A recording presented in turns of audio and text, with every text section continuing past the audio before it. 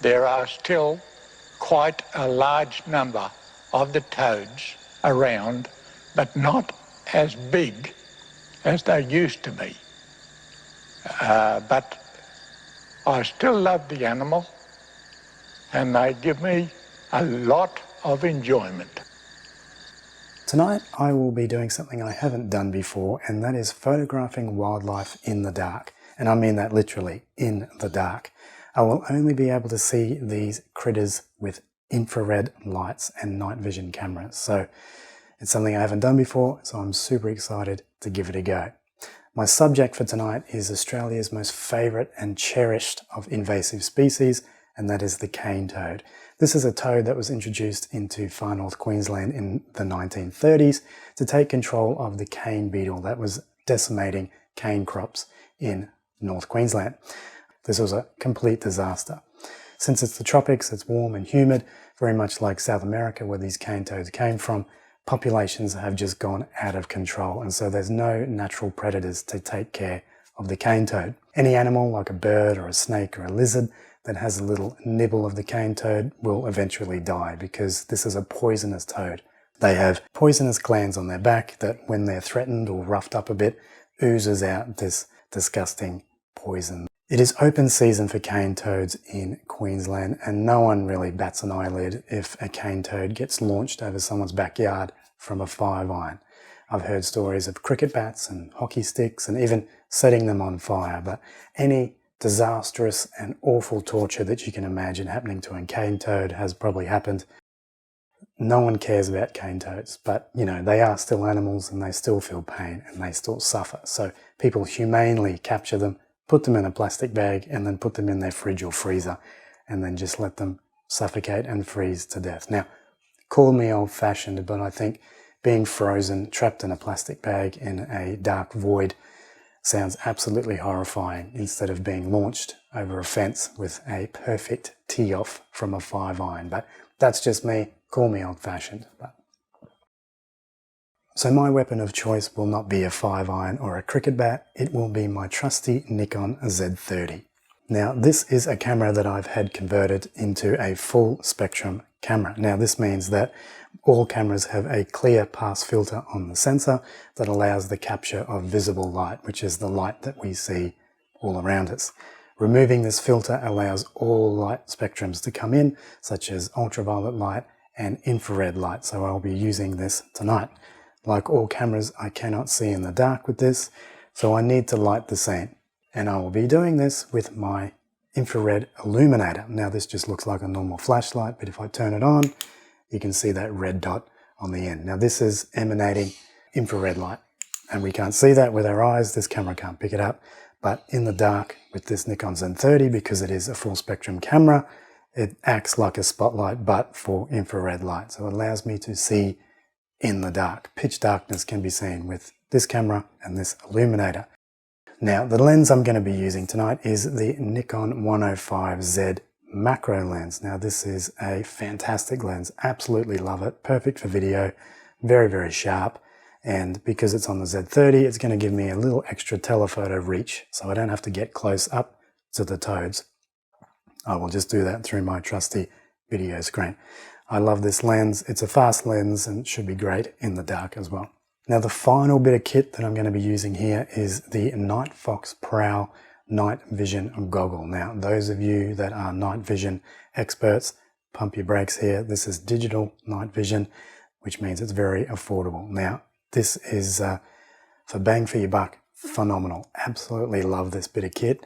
Allows me to see in the dark, allows me to see in pitch darkness very, very easily, and I am in love with this. I wear it everywhere. I wear it to the shops, wear it to the movies, wherever you're going, I just put it on, and it's a fashion statement, but phenomenal. Absolutely love it. Really, really great.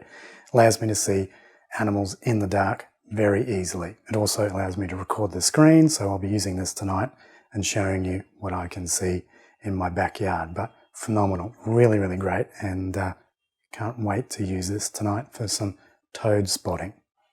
You're probably wondering why I'm going through all this trouble just to photograph cane toads. Well, I don't know what happens when the lights go out. I don't know what cane toads do in the dark. I don't know, do they communicate? Do they attack each other? Do they wrestle?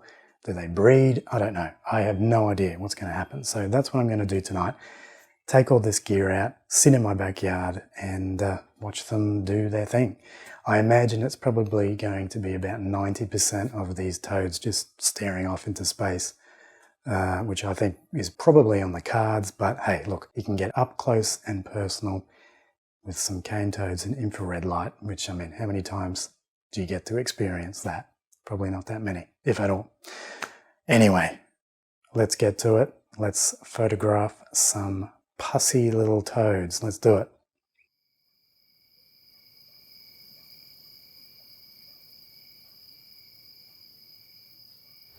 So I'm out in my backyard now. The sun has set. The solar powered garden lights have come on and I can see a couple of silhouettes of some toads here. They like the garden lights because that's where the insects hang around, and sort of a buffet for these guys. They can just sit around and eat all night. So what I'm going to do is turn the lights off, go dark and see what I can find through my night vision goggles here. Let's do it.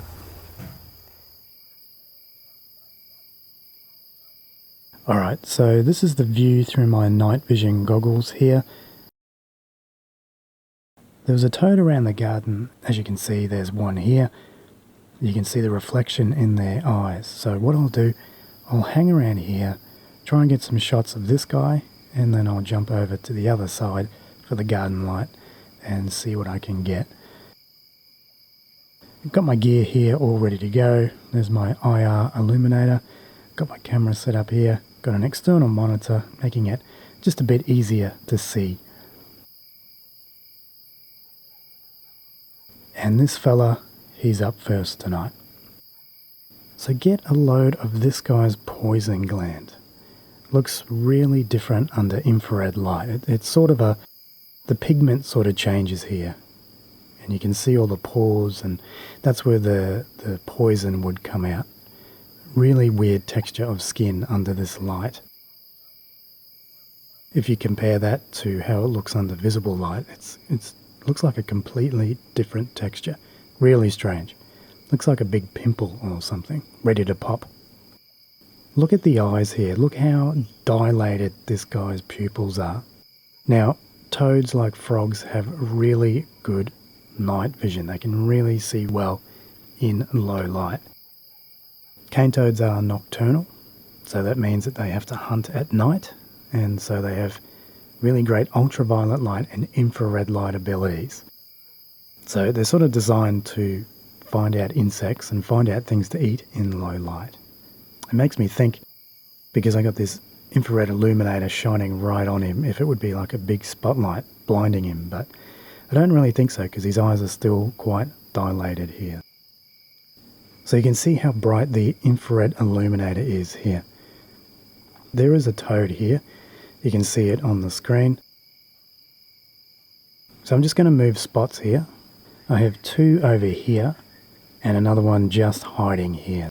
So this little fella, he appears to be a little bit smaller, so he looks like a juvenile one.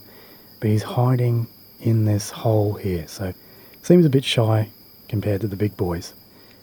But you can see how the camouflage and their skin sort of helps them blend into their environment here. So it's really adapting to the environment.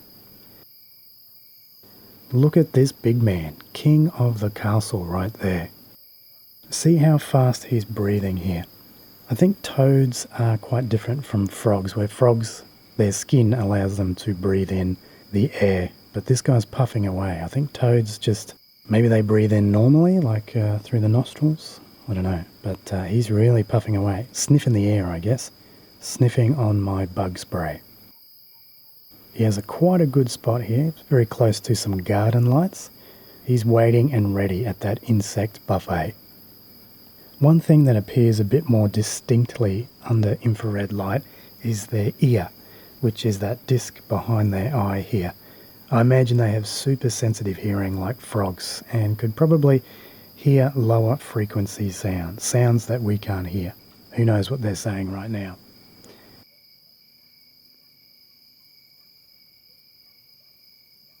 What is going on there? Cheeky thing.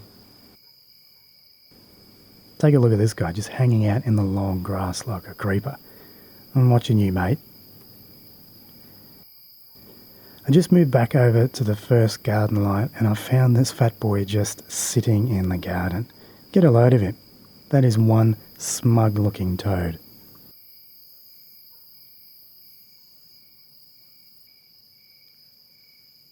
So there you go, cane toads under infrared light. Not the most dynamic or interesting of subjects, but still cool to see nonetheless. There's really nothing like the glow of a toad's skin in night vision. As usual, thanks for watching. Don't forget to subscribe, and I'll see you next time. Cheers.